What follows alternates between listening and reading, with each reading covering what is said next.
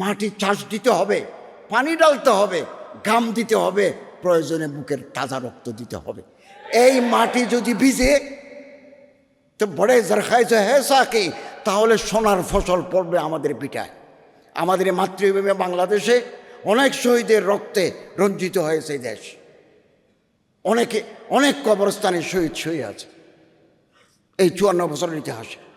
জুলাই বিপ্লবেও অনেক শহীদ, আমি নিজে কবর জিয়ারত করেছি, বিভিন্ন জায়গায় গেছি, আহতদের দেখতে গেছি।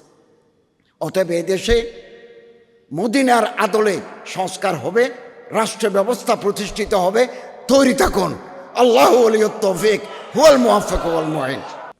রাসূলুল্লাহ সাল্লাল্লাহু আলাইহি ওয়াসাল্লাম মদিনা সনদের মাধ্যমে যে রাষ্ট্রের, এটা কল্যাণ রাষ্ট্র বেসড অন সভরেন্টি অফ আল্লাহ তাআলা করেছেন, এটা বাস্তব। প্লেটো তার রিপাবলিকে আইডিয়াল স্টেটের কথা বলেছেন, ফিলোসফার কিংয়ের কথা বলেছেন, কিন্তু প্রতিষ্ঠা করে দেখাতে পারেন নাই।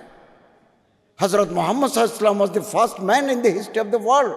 He established Medina state based on the Holy Quran and the Sunnah. এটা থিওরি মার্জড উইথ প্র্যাকটিস, কথার সাথে কাজের মিল আল্লাহ রাসূল করে দেখিয়েছেন। এবং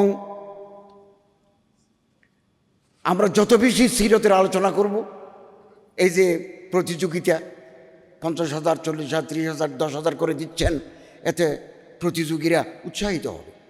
আমি আপনাদের আহ্বান জানাবো, সিরতের এই আদর্শ, রাসূলুল্লাহর রাষ্ট্র সংস্কারের ধারণা, হজরতের মদিনার 10 বছরের জিন্দেগি, মক্কার 13 বছরের জিন্দেগি আমরা জনগণের কাছে পৌঁছাই। আমাদের হৃদয় আলোকিত হবে, আমাদের অন্তরের কালিমা সংকীর্ণতা বিদূরিত হয়ে যাবে সিরতের আলোচনার মাধ্যমে। ইউরোপে একটা গবেষণা হয়েছে, রসুলের আদর্শ পৃথিবীর কোন কোন দেশে বেশি আচরিত হয়, পালন করে কোন দেশে। 30-এর ভিতরে মুসলমানের কোনো দেশ নাই, কোনো দেশ নাই। সৌদি আরবের নাম তো অনেক নিচে, অনেক নিচে। আমাদের দেশে পৃথিবীতে মানুষ আছে কত? 850 কোটি। দেশ আছে কত? 200। আমরা আছি কত? 18-19 কোটি। এত নিকৃষ্ট জাতি পৃথিবীর বুকে আর নাই। কথা শুনতে খারাপ লাগবে, সবুজ পাসপোর্ট নিয়ে যান না কোথাও, কোনো ইজ্জত পান কিনে দেখেন। আমরা যখন ক্ষমতায় ছিলাম আমাদের তো লাল পাসপোর্ট ছিল, কূটনৈতিক পাসপোর্ট। সৌদি আরবে গেলেও আমরা নর্মাল দিয়ে বের হতাম না, আমাদের জন্য ভিআইপি কাউন্টার। পৃথিবীর বহু দেশে গেলে ভিসা লাগে না। সবুজটা নিয়েও গেছি তো, এখন তো সবুজ নিছি, আগেও সবুজ ছিল, মাঝখানে লাল হয়েছে। কোনো দেশে ইজ্জত নাই, কোনো দেশে। মার্কিন যুক্তরাষ্ট্র, আপনি তুরস্কে যান, তুরস্কে 3 বার দাওয়াত পেয়ে যেতে পারি নাই। ভিসার জন্য দিলে 21 দিন কর্মঘণ্টা লাগবে, কর্মদিন লাগবে, এগুলো করতে করতে সেমিনার চলে যায়। আর আমার ছেলে আমেরিকা ইউনিভার্সিটিতে পড়ে, তার মার্কিন ভিসা আছে, সে ইস্তাম্বুলে যাবে, 4 দিন থাকবে। অনলাইনে আবেদন করার 1 মিনিটের ভিতরে রিপোর্ট আসলো, your visa has been issued. Malaysia গেছি, আমার বন্ধু চট্টগ্রাম বিশ্ববিদ্যালয়ের প্রফেসর ডক্টর মাহমুদুল্লাহ আজহারি ওখানে থাকেন, উনি আসছেন। আমার নিয়ে গেল সিপিয়াগুলির ভিতরে, আমি বাংলাদেশি, আমার পাসপোর্ট সবুজ। আর ডক্টর মাহমুদুল্লাহ আজহারিকে স্টাম্প মেরে সম্মানজনক বিদায় দিয়ে দিল। আমার ওখানে নিয়ে বলে যে কেন আসছেন, কতদিন থাকবেন, কি করবেন। কত করে বুঝালাম আমি এখানে আসছি, আমার ওয়াইফ নিয়ে আসছি তোমাদের দেশ দেখার জন্য। তারপরে সারি দিল 1 ঘন্টা পরে। পৃথিবীর কোনো দেশে এই দিন ওমরা করে আসলাম, চেয়েছিলাম একটা মিশর যাব। আমি ইউনিভার্সিটিতে কলেজে বহুদিন ancient history of the Egypt এই সাবজেক্টের উপর শিক্ষকতা বক্তব্য রেখেছি, পাঠদান করেছি। একটু মিশর দেখব, ট্রানজিট করা যায়, ঢাকা, কায়রো, জেদ্দা। এখন এটা আমি যাওয়ার কয়েকদিন আগে বন্ধ করে দিয়েছি। বললো যে তোমরা মিশরে যাই, লিবিয়া হয়ে ভূমধ্যসাগর পার হয়ে ইতালি যাও। কি কারবার! আসুন না, চরিত্র ভালো করে ফেলি, আমরা ভালো হয়ে যাব। সিরতের আদর্শই আমাদেরকে ভালো করতে পারবে। উত্তর ইউরোপ নরওয়ে, ফিনল্যান্ড, ডেনমার্ক জেলখানা নাই, সুইজারল্যান্ডে জেলখানা নাই, আর আমাদের জেলখানায় জায়গা নাই। এবং বাসযোগ্য দেশ নরওয়ে, ফিনল্যান্ড। তো এভাবে হলো কেন? আমাদের বাংলাদেশের বড় বড় মসজিদে বাইতুল মুকাররম সহ জোতার বাক্স আছে, লাইনে লাইনে জোতার বাক্স আছে, পৃথিবীর কোনো দেশে নেই। পৃথিবীর কোনো দেশে না। আমি বিভিন্ন মাহফিলে যাইছি, আগে জোতা হেফাজত করি। কি কি জাতি আমরা!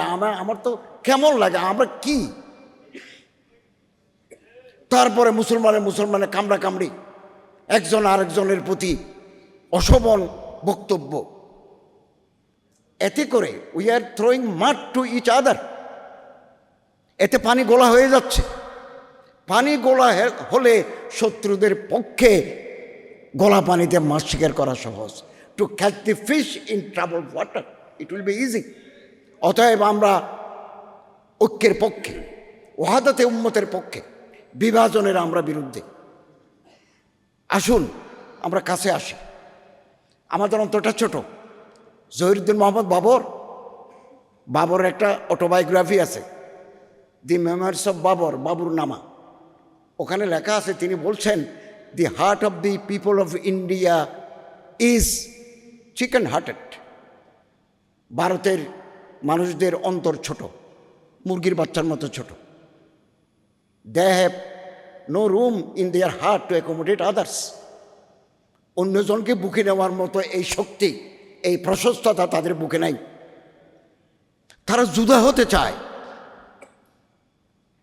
এক পরিবারে ভাই বেরাদর মিলে এক হাঁড়িতে রান্না করে খেলে কি অনাবিল আনন্দ পাওয়া যায় ভারতের জনগণ জানে না। ফুলের প্রতি তাদের আকর্ষণ নাই। 16 শতাব্দীতে লিখছি যেটা, 16 শতাব্দীতে। অতএব আসুন আমরা অন্তরকে বড় করি। আমরা দোষ দেখব না, আমরা মানুষের গুণ দেখব। যে দেশের মাটিতে শহীদের রক্ত পড়ে, যে দেশের কবরস্থানে শহীদ শুয়ে থাকে, ওই দেশে সিরাতের আদর্শে রাষ্ট্র প্রতিষ্ঠা সময়ের ব্যাপার মাত্র। আমরা আশাবাদী।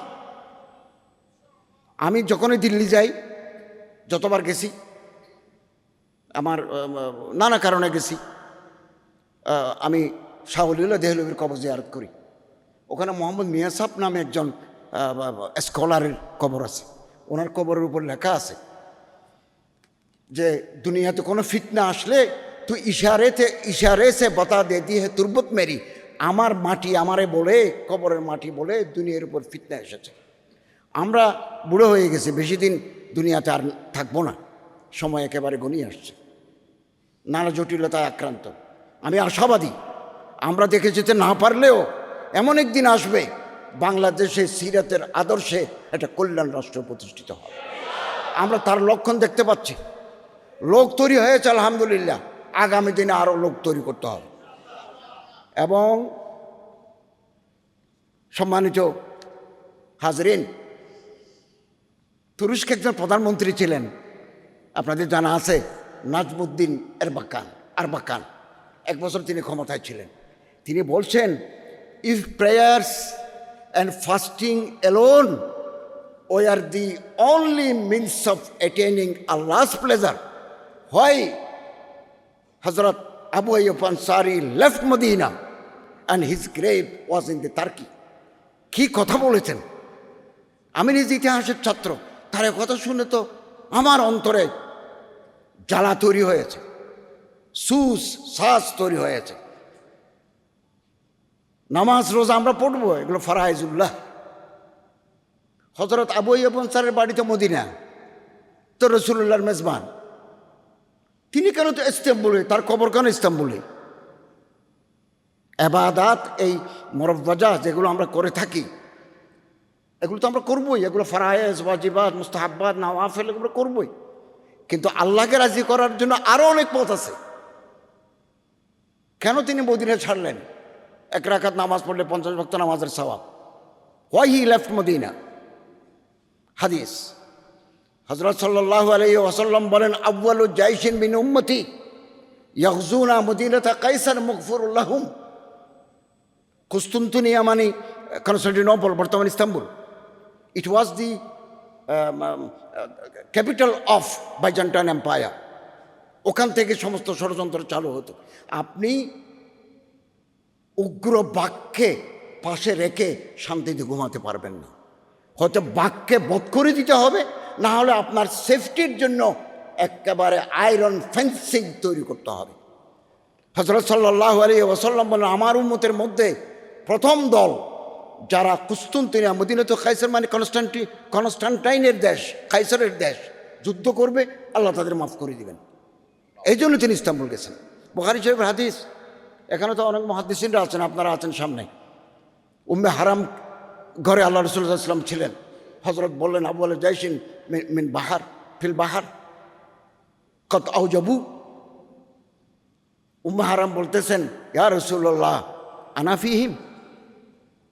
হযরত বলেন, আনতে ফিহিম। তো তারা মদিনা ছাড়ি কনস্টান্টিনোপল গেছে। আমি এবং আপনি, আমরা এবং আপনারা, আনতুম ফি রাবাতিন দায়েম, আমরা যুদ্ধের ময়দানে আছি। আমাদেরকে সতর্ক থাকতে হবে। আমি ইতিহাসের ছাত্র হিসেবে যখন দেখি এক দল আরেক দলের বিরুদ্ধে, এক মুসলমান আরেক মুসলমান বিরুদ্ধে, আলেম আরেক আলেমের বিরুদ্ধে খুব বিশ্রী ভাষায়, অশালীন ভাষায়, গায়রে মুহাজ্জাব ভাষায় আক্রমণ করে, আমার মনে হয়, আমার তখন ধারণা হয় তৃতীয় কোনো শক্তি এখানে খেলতে নেমেছে কিনা। আমাদেরকে সতর্ক থাকতে হবে। ইনশাআল্লাহ আজিজ, সফলতা আসবেই আসবেই আসবেই। এবং সিরতের আরেকটা আলোকিত দিক, ইন্নাল কুওয়াতা আর রামিউ, দূর থেকে মারা, দূর থেকে নিক্ষেপ, থ্রোয়িং টু দি রিমোটেস্ট কর্নার। হযরত বলেন, আল্লাহ মান আলিমার রামিয়া সুম্মা নাসিয়া ফালাইসা মিন্না, দূর থেকে মারার টেকনোলজি সে ভুলে গেল, সে আমার উম্মত নয়। আজকে ইরান দূর থেকে মারার প্রযুক্তি হাতে নিয়েছে, ব্যালিস্টিক ড্রোন হাতে নিয়েছে, অনেক দূর থেকে মারে, নির্ধারিত টার্গেটে পৌঁছে। মুসলিম উম্মাকে সিরতের আদর্শে এই ব্যালিস্টিক ক্ষেপণাস্ত্র, ড্রোন ক্ষেপণাস্ত্র, মিসাইল ক্ষেপণাস্ত্রের প্রযুক্তি তার হাতে নিতে হবে। আমি মক্কা প্রতিরক্ষা চুক্তির উপর নয়া দিগন্তে একটা উপসম্পাদকীয় লিখেছি। 3 দেশ এক হয়েছে, সৌদি আরব, তুরস্ক, পাকিস্তান। সৌদি আরবের অর্থ আছে, সৌদি আরব সামরিক ক্ষেত্রে যে টাকা ব্যয় করে, রাশিয়া, আমেরিকা, ইসরায়েলের পরে সৌদি আরবের স্থান। তো তার টাকা আছে, অর্থ আছে, পুঁজি আছে। তুরস্কের ড্রোন আছে, আধুনিক প্রযুক্তি আছে। তুরস্কের, পাকিস্তানের পারমাণবিক বোমা আছে। এখন মিশরও যদি যোগ হয়, তাহলে তো একটা থার্ড পাওয়ার তৈরি হয়ে যাবে। এবং আরব দেশকে পাশ্চাত্য যে প্রতিরক্ষা সুরক্ষা দিতে পারে নাই, মক্কা চুক্তি তার প্রমাণ। অতএব আমরা আশাবাদী হব, আমরা বিলকুল হতাশ হব না। আল্লামা ইকবাল বলেন, না উম্মীদ ন হো ইকবাল আপনি কিস্তে বয়রা আছে, যারা নুম হে তুই বেটি বড়ে যার খাইছে হে সাকি। আমার যে বাগান আছে, আমার যে বিটা আছে, ওখানে আগাছা জন্মেছে। আমি আগাছা জন্মানোর কারণে আমি হতাশ হলে চলবে না। আগাছা আমার কাটতে হবে, মাটি চাষ দিতে হবে, পানি ডালতে হবে, ঘাম দিতে হবে, প্রয়োজনে বুকের তাজা রক্ত দিতে হবে। এই মাটি যদি ভিজে তো বড়ে যার খাইছে হে সাকি, তাহলে সোনার ফসল পড়বে আমাদের পিঠায়। আমাদের মাতৃভূমি বাংলাদেশে অনেক শহীদের রক্তে রঞ্জিত হয়েছে দেশ। অনেক কবরস্থানে শহীদ শহীদ আছে এই 54 বছরের ইতিহাসে। জুলাই বিপ্লবেও অনেক শহীদ, আমি নিজে কবর জিয়ারত করেছি, বিভিন্ন জায়গায় গেছি, আহতদের দেখতে গেছি। অতএব এই দেশে মদিনার আদলে সংস্কার হবে, রাষ্ট্র ব্যবস্থা প্রতিষ্ঠিত হবে। তৈরি থাকুন। আল্লাহু ওয়ালিয়ুত তৌফিক, হুয়াল মুওয়াফফিক ওয়াল মুঈন।